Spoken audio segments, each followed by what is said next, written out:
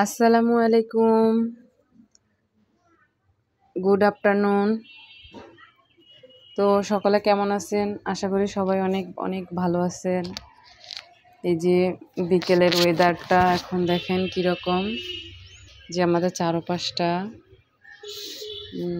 একটু অগোছালো।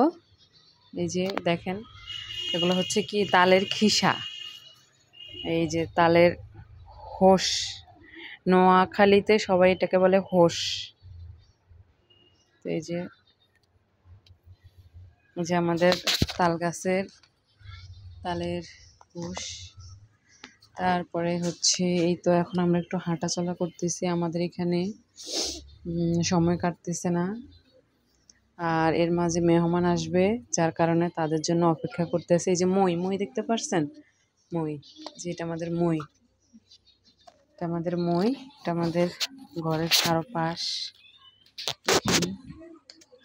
আমাদের ঘরের চারপাশ, এই যে এখানে আমার সেই বোমা মরিচ গাছটা দেখতে পাচ্ছেন। এটা হচ্ছে আমাদের এই যে মোটকা, এটা মোটকা অনেক আগের।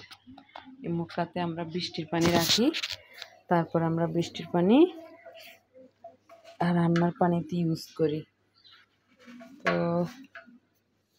আর কি, তো এখন বিকেল, তাই এই যে দেখেন আমার রান্নাঘরে একটা বিড়াল বসে আছে, সে একটু আগুন পোয়াচ্ছে।